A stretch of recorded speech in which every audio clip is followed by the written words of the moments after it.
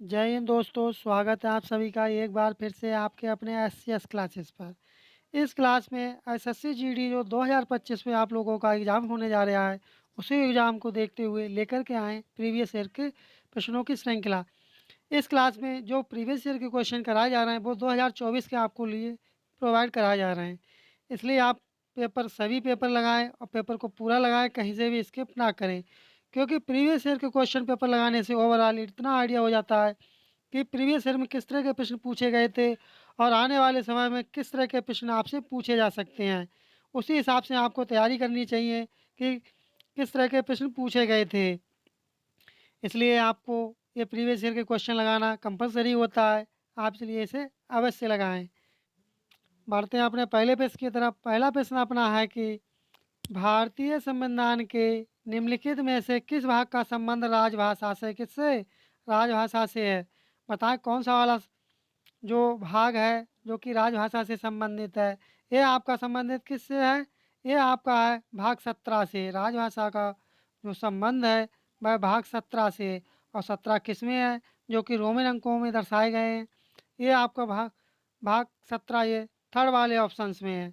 इसलिए आपका थर्ड वाला ऑप्शन आपका करेक्ट आंसर हो जाएगा। बढ़ते हैं अपने अगले प्रश्न की तरफ। अगला प्रश्न है कि भारत देश के साथ सबसे लंबी भूमि साझा करता है, अर्थात सबसे लंबी भूमि साझा कौन करता है, ये पूछा गया है। ये करता है बांग्लादेश देश। कौन करता है? बांग्लादेश देश। बांग्लादेश जो विकल्प में दे रखे हैं इनमें सबसे ज़्यादा जो सीमा साझा करता है वह करता है बांग्लादेश। सेकंड वाला ऑप्शन इसका सही था। बढ़ते हैं अपने अगले प्रश्न की तरफ। अगला प्रश्न है कि वॉलीबॉल में यदि खेल पाँचवें सेट में डैश पर बराबरी पर है तो सेट तब तक जारी रहता है जब तक एक टीम दूसरी टीम पर 2 अंकों की बढ़त नहीं बना लेती है। बताएं क्या होगा? पहला वाला, दूसरा वाला, सेकंड, थर्ड वाला या फोर्थ वाला? तब इसका सही जवाब क्या हो जाएगा? इसका सही जवाब होगा 14-14 से। थर्ड वाला ऑप्शन से इसका सही जवाब होगा। बढ़ते हैं अपने अगले प्रश्न की तरफ। अगला प्रश्न पूछा गया था कि भारत की 2011 की जनगणना में कितने प्रश्न पूछे गए थे। 21 प्रश्न पूछे गए थे, 29 प्रश्न, 33 प्रश्न या 25 प्रश्न? तब कितने प्रश्न पूछे गए थे? ये कुल प्रश्न पूछे गए थे, 29 प्रश्न पूछे गए थे। सेकंड वाला ऑप्शन इसका सही जवाब होगा।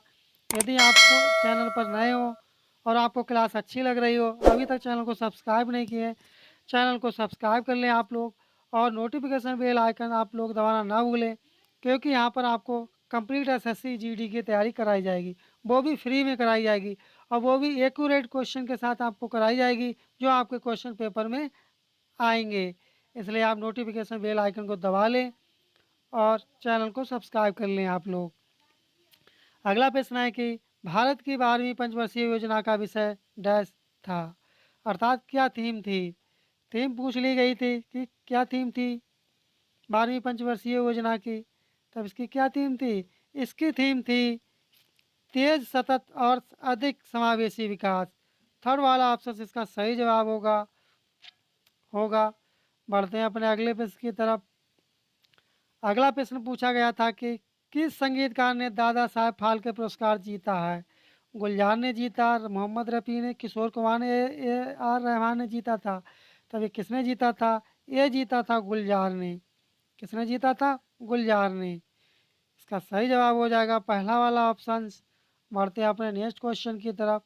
अगला प्रश्न पूछा गया था कि आवर्त सारणी में किस वर्ग में उत्कृष्ट गैसों के रूप में जाने जाने वाले तत्व शामिल होते हैं। क्या ये वर्ग 17 में होते हैं, वर्ग 18 में, वर्ग 1 में या वर्ग 7 में? जो अक्रिय गैस होती हैं, उत्कृष्ट गैसें, वह किस वर्ग में होती हैं दर्शाई हुई, ये पूछा गया है। किस में होती हैं? कमेंट करें आप लोग कौन से में होती हैं ये आपकी होती हैं वर्ग 18 में। क्या चीज़? वर्ग 18 में होती हैं। सेकंड वाला ऑप्शन इसका सही जवाब होगा। बढ़ते हैं अपने अगले प्रश्न की तरफ।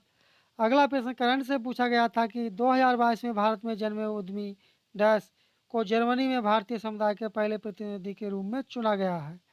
इस तरह का करंट अफेयर्स पूछा गया था 2024 के एसएससी जीडी के प्रीवियस ईयर के पेपर में। अब इससे आपको ये सीख लेनी है कि किस तरह के प्रश्न करंट अफेयर से आ सकते हैं 2025 में। तब इसका सही जवाब क्या था उस समय? इसका सही जवाब था गुरदीप सिंह रंधावा। क्या चीज़? गुरदीप सिंह रंधावा। बढ़ते हैं अपने अगले प्रश्न की तरफ। अगला प्रश्न पूछा गया था कि पोंगल त्योहार का संबंध किस राज्य से है? तो पोंगल का त्योहार जो होता है वह किस राज्य से संबंध है इसका? पोंगल का इसका संबंध है तमिलनाडु से। असम का एक बहुत ही प्रिय लोक नृत्य है, वह है आपका बिहू। बढ़ते हैं अपने अगले प्रश्न की तरफ। अगला प्रश्न है कि नीचे दी गई जानकारी के आधार पर प्राचीन स्थल की पहचान कीजिए। यह गुफाओं और चट्टानी आश्रयों वाला एक पुराना स्थल है। लोगों ने इन प्राकृतिक गुफाओं को इसलिए चुना क्योंकि यह बारिश, गर्मी और हवा से आश्रय प्रदान करती थी। ये शैलाश्रय नर्मदा घाटी के नज़दीक स्थित हैं। तब ये कौन सी पहाड़ी होंगी? ब्रागिरी, मेहरगढ़, भीमबेटका या नामगांव? तब इसका सही जवाब क्या था? इसका सही जवाब था भीमबेटका। क्या होगा? भीमबेटका। थर्ड वाला ऑप्शन इसका सही जवाब होगा। बढ़ते हैं अपने अगले प्रश्न की तरफ। अगला प्रश्न है कि निम्नलिखित में से कौन सी नृत्य शैली हिंदुस्तानी संगीत शैली से संबंधित है? तो वह कौन सी है? वह है कथक। सेकंड वाला ऑप्शन इसका सही जवाब होगा। बढ़ते हैं अपने अगले प्रश्न की तरफ। अगला प्रश्न है कि प्रथम एशियाई खेल वर्ष डैश में नई दिल्ली में आयोजित किए गए थे। तभी किस वर्ष खेले गए थे? ये खेले गए थे 1951 में। फर्स्ट वाला ऑप्शन इसका सही जवाब होगा। बढ़ते हैं अगले प्रश्न की तरफ। अगला प्रश्न है कि भारत में कौन सा निकाय उपभोक्ताओं के अधिकारों की सुरक्षा और प्रचार प्रसार करने तथा उपभोक्ता संरक्षण सुनिश्चित करने के लिए उत्तरदायी है? तब कौन उत्तरदायी है? NCW, NCDRC, NHRC या CBI? तब किसका दायित्व होगा? ये दायित्व होगा NCDRC अर्थात राष्ट्रीय उपभोक्ता विवाद निवारण आयोग। सेकंड वाला ऑप्शन इसका सही जवाब होगा। बढ़ते हैं अपने अगले प्रश्न की तरफ। अगला प्रश्न करंट से पूछा गया था कि 2023 अगस्त 2023 में grand cross of the order of honour dash को प्रदान किया गया था। तभी किसे प्रदान किया गया था? ये उस समय प्रदान किया गया था, ये किया गया था प्रधानमंत्री नरेंद्र मोदी के लिए। आपको प्रधानमंत्री अर्थात PM को जितने भी अवार्ड्स मिले हैं उन सभी अवार्डों को अच्छी तरह से आप लोग देख लें। बढ़ते हैं अगले प्रश्न की तरफ। अगला प्रश्न है कि भारत में नियोजित आर्थिक विकास निम्नलिखित में से किस वर्ष में शुरू हुआ था? तभी किस वर्ष में शुरू हुआ था? ये शुरू हुआ था 1951 में। कब शुरू हुआ था? 1951 में। थर्ड वाला ऑप्शन इसका सही जवाब होगा। अगला प्रश्न पूछा गया था कि वेद समाज की स्थापना डैश में हुई थी। जो वेद समाज था उसकी स्थापना कहाँ पर हुई थी? क्या मद्रास में हुई थी, पंजाब में, बम्बई में या कलकत्ता में हुई थी? जो वेद समाज की जो स्थापना हुई थी इसकी स्थापना मद्रास में हुई थी। अब वेद समाज की स्थापना किसने की थी? उनका नाम आप कमेंट बॉक्स में अवश्य बताएं। बढ़ते हैं अगले प्रश्न की तरफ। 24 वर्षीय भारतीय ग्रैंड मास्टर कार्तिकेयन मुरली ने अक्टूबर 2023 में निम्नलिखित में से किसे शतरंज में हराया था? तब ये उस समय किसको हराया था? ये हराया था मैग्रस कार्लसन के लिए। पहला वाला ऑप्शन इसका करेक्ट आंसर होगा। अगला प्रश्न है कि निम्नलिखित में से किस टीम ने सर्वाधिक बार रणजी ट्रॉफी जीती थी? तभी किसने जीती थी? बॉम्बे ने, दिल्ली ने, कर्नाटक ने या तमिलनाडु ने जीती थी? ये ट्रॉफी सर्वाधिक बार जो जीती थी वह जीती थी मुंबई ने अर्थात बॉम्बे ने जीती थी। इसलिए पहला वाला ऑप्शन इसका सही जवाब होगा। आपको क्लास कैसी लग रही है कमेंट बॉक्स में अवश्य बताएं और अभी तक आप चैनल को सब्सक्राइब नहीं किए हैं तो चैनल को सब्सक्राइब कर लें और वीडियो को लाइक कर दें, क्योंकि आपको यहाँ पर प्रीवियस ईयर की कंप्लीट तैयारी आपको प्रश्नों को यहाँ पर सेट कराए जाएंगे। 24 के भी कराए जाएंगे, 23 के भी और 22 के भी कराए जाएंगे और आपको यहाँ पर कंप्लीट मैथ्स और रीजनिंग और GK GS के प्रश्नों को आपको यहाँ पर कराया जाएगा। वो भी ये सभी प्रश्न NCERT बेसिस पर होंगे जो कि आपके SSC GD के एग्ज़ाम से रिलेटेड होंगे अर्थात सिलेबस आधारित होंगे। इसलिए आप चैनल को सब्सक्राइब कर लें और नोटिफिकेशन बेल आइकन आप लोग दबाना ना भूलें। बढ़ते हैं अपने अगले प्रश्न की तरफ। अगला प्रश्न है कि मुद्रा आपूर्ति के माप के संबंध में निम्नलिखित में से कौन सा कथन सही है? क्या पूछा गया है? कि कौन सा कथन सही है। ये पूछा गया। M1 और M2 को संक्षिप्त मुद्रा कहा जाता है। हाँ जी, ये कहा जाता है। पहला वाला कथन इसका सही है। अब दूसरा वाला कथन देख लेते हैं। M3 और M4 को व्यापक मुद्रा कहा जाता है। हाँ, ये भी कहा जाता है। तब कौन सा वाला ऑप्शन ठीक हो जाएगा? फर्स्ट और सेकंड दोनों ही इसका सही हो जाएगा। पहला वाला ऑप्शन इसका करेक्ट आंसर होगा। बढ़ते हैं अपने अगले प्रश्न की तरफ। अगला प्रश्न है कि भारत के निम्नलिखित में से किस राज्य द्वारा मुख्यमंत्री ग्रामीण गाड़ी योजना शुरू की गई थी? तब ये किस राज्य द्वारा शुरू की गई थी? ये शुरू की गई थी झारखंड राज्य के द्वारा। फोर्थ वाला ऑप्शन इसका सही जवाब होगा। अब अपना हिंदी के श्रृंखला शुरू होती है और जीएस की श्रृंखला अपनी कंप्लीट हुई। अब यहाँ पर हम लोग जीएस के प्रश्नों को देखेंगे कि प्रीवियस ईयर में हिंदी के प्रश्न किस तरह के पूछे गए थे और जीएस के प्रश्न आप देख चुके हैं। तब हिंदी के किस तरह के प्रश्न पूछे गए थे। बढ़ते हैं हिंदी के प्रश्नों की तरफ। 4 विकल्पों में से उस सही विकल्प का चयन करें जो वाक्यांश के लिए एक शब्द का विकल्प हो। सर्वाधिकार अधिकार प्राप्त शासक, जिसे सर्वाधिक अधिकार प्राप्त हो उस शासक को एक शब्द में क्या कहेंगे? उसे कहेंगे अधिनायक। फोर्थ वाला ऑप्शन इसका करेक्ट आंसर होगा। बढ़ते हैं अगले प्रश्न की तरह। अगला प्रश्न है कि दिए गए वाक्यांश के लिए सार्थक शब्द ज्ञात कीजिए। विरह से उत्पन्न अग्नि, तब इसके लिए क्या कहेंगे? विरह से उत्पन्न अग्नि के लिए क्या कहेंगे? इसे कहते हैं विरहागीन। थर्ड वाला ऑप्शन इसका सही जवाब होगा। और दावागीन किसे कहते हैं? जो जंगल में आग लगती है उसके लिए क्या कहेंगे? दावागीन कहेंगे। बढ़ते हैं अगले प्रश्न की तरफ। अगला प्रश्न है कि निम्नलिखित प्रश्न में दिए गए 4 विकल्पों में से उस विकल्प का चयन करें जो दिए गए मुहावरे के अर्थ को सर्वश्रेष्ठ रूप से व्यक्त करता है। 19-20 होना मुहावरा क्या है? 19-20 होना। तब इसका अर्थ क्या होगा? आप बताएं इसका क्या होगा? इसका होगा करीब करीब एक समान होना। आपने सुना होगा कि 19-20 का अंतर है या 19-20 का डिफरेंस है, 19-20 का डिफरेंस है। इस तरह से आपने सुना होगा। वही करीब करीब एक समान होना। बढ़ते हैं अपने अगले प्रश्न की तरफ। अगला प्रश्न है कि निम्नलिखित प्रश्न में 4 विकल्पों में से उस सही विकल्प का चयन करें। वाक्यांशों के लिए एक शब्द का विकल्प हो। इंद्रियों को जीतने वाला कौन? जो इंद्रियों को जीत लेता है उसे एक शब्द में क्या कहेंगे? तब उसे क्या कहेंगे? उसे कहते हैं जितेंद्रिय। जो इंद्रियों को अपने वश में कर ले या जीत ले, उन पर काबू पा ले, तब उसे क्या कहेंगे? जितेंद्रिय कहेंगे। बढ़ते हैं अगले प्रश्न की तरफ। अगला प्रश्न है कि जो आप ये ब्रैकेट में आप देख रहे हैं, बनिया देख रहे हैं, बनिया का क्या पूछा गया? तत्सम पूछा गया। बताएं आपकी बनिया का तत्सम क्या होगा? बनिया का तत्सम होता है बड़िक। फोर्थ वाला ऑप्शन इसका सही जवाब होगा। बढ़ते हैं अपने अगले प्रश्न की तरफ। अगला प्रश्न है कि गलत वर्तनी ज्ञात कीजिए। दोनों भाइयों में घनिष्ठ संबंध है। बताएं इसमें कौन सी है जो कि गलत वर्तनी है?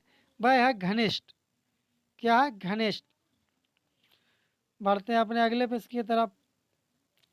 अगला प्रश्न है कि सही वर्तनी ज्ञात कीजिए। मैंने यह काम स्वयं किया है। तब स्वयं किस तरह से लिखा जाएगा? आपको यह बताना कि स्वयं किस तरह से लिखेंगे। स्वयं जो लिखा जाता है वह शुद्ध इस तरह से लिखा जाता है, क्योंकि ये जो बूंदी आप देख रहे हैं ये यहाँ पर होनी चाहिए थी। तो इसका सही जवाब क्या हो जाएगा? इसका सही जवाब होगा आपका फोर्थ वाला ऑप्शंस। बढ़ते हैं अगले प्रश्न की तरफ। अगला प्रश्न पूछा गया कि पर्यायवाची पूछा गया कि जहर का पर्यायवाची क्या होगा? बताएं आप लोग जहर का पर्यायवाची क्या होता है? आपको बताना कि जहर का पर्यायवाची क्या होगा। कमेंट करें आप लोग, जहर का पर्यायवाची क्या होगा? जहर का पर्यायवाची होता है कालकूट। सेकंड वाला ऑप्शन इसका करेक्ट आंसर होगा। बढ़ते हैं अपने अगले प्रश्न की तरफ। अगला प्रश्न है कि उस विकल्प का चयन करें जो दिए गए मुहावरे के अर्थ को सर्वश्रेष्ठ रूप से व्यक्त करता है। विष उगलना, क्या चीज़? विष उगलना। तब उसके लिए क्या कहेंगे? उसे कहेंगे बुरे वचन कहना। कहते नहीं हो विष उगल रहा है। बढ़ते हैं अपने अगले प्रश्न की तरफ। अगला प्रश्न है कि विलोम शब्द ज्ञात कीजिए। किसका? दुर्गम का बताना है। रेखांकित शब्द कौन सा हो रहा है? दुर्गम। दुर्गम का विलोम क्या होता है? दुर्गम का विलोम होता है सुगम। पहला वाला इसका करेक्ट आंसर हो जाएगा। आपको क्लास कैसी लग रही कमेंट बॉक्स में अवश्य बताएं। यदि आपको क्लास अच्छी लग रही है, अभी तक चैनल को सब्सक्राइब नहीं किए हैं, तो आप चैनल को सब्सक्राइब कर लें और वीडियो को लाइक कर दें। नोटिफिकेशन बेल आइकन आप दबाना ना भूलें, क्योंकि आपको यहाँ पर कंप्लीट एसएससी जीडी की तैयारी कराई जाएगी, वो भी सभी एनसीईआरटी बेसिस अर्थात सिलेबस आधारित होगी, जो कि आपको उन्हीं क्लासों से अर्थात इन्हीं क्लासों से सभी प्रश्न आपको देखने को मिलेंगे। अगला प्रश्न है कि दिए गए भाग का वह भाग ज्ञात करें जिसमें जिसमें कोई त्रुटि है। सर थॉमस रो ने जहांगीर को उपहार भेंट दिया, जो उनके पास आज भी है। तब इसका क्या होगा? इसका सही जवाब होगा जहांगीर को उपहार भेंट। थर्ड वाला इसका सही जवाब होगा। अगला प्रश्न है कि तद्भव शब्द बताना किसका ब्याह का बताना है। जो रेखांकित आप देख रहे हैं, ब्याह का तद्भव क्या होता है? ब्याह का तद्भव होता है विवाह। ब्याह का तद्भव क्या होगा? विवाह। बढ़ते हैं अगले प्रश्न की तरफ। अगला प्रश्न आपको पर्यायवाची बताना है। किसका बताना है? खौफ का पर्यायवाची बताना कि खौफ का पर्यायवाची क्या होगा। खौफ का पर्यायवाची क्या होता है? खौफ का पर्यायवाची होता है पामर। खौफ का पर्यायवाची क्या होगा? पामर होगा। फोर्थ वाला ऑप्शन इसका करेक्ट आंसर होगा। बढ़ते हैं नेक्स्ट क्वेश्चन की तरफ। नेक्स्ट क्वेश्चन है कि विलोम शब्द का सही विकल्प चुने। उत्पत्ति का विलोम बताना है कि उत्पत्ति का विलोम क्या होता है। उत्पत्ति का विलोम होता है विनाश। उत्पत्ति का विलोम क्या होगा? विनाश। इसलिए थर्ड वाला ऑप्शन इसका सही जवाब होगा। अगला प्रश्न है कि यदि इस जो ऑप्शन आपको दे रखे हैं इसमें आपको ये चूज़ करना है, यदि कोई त्रुटि है तब आप त्रुटि चूज़ करेंगे और कोई त्रुटि नहीं है तब आप नो त्रुटि चूज़ करेंगे। बताएं इसमें कोई त्रुटि है या नहीं। यह मेरा मित्र है, वह मेरे साथ रहता है। बताएं इसमें त्रुटि है या नहीं है, कमेंट करें आप लोग। मित्र है वह, ये आपको मित्र है वह, ये आपको त्रुटि है इसमें।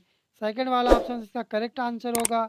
बढ़ते हैं नेक्स्ट क्वेश्चन की तरफ। आपके क्वेश्चन पेपर में एसएससी जीडी के आपको 5 क्वेश्चन गद्यांश के मिलेंगे, जिसे इंग्लिश में कंपेरिजन कहते हैं। और रिक्त स्थानों की आपको पूर्ति करके जो ऑप्शंस दिए रखे होंगे उनसे पूर्ति करके उन प्रश्नों का आपको जवाब देना उस गद्यांश में जो रिक्त स्थान होंगे।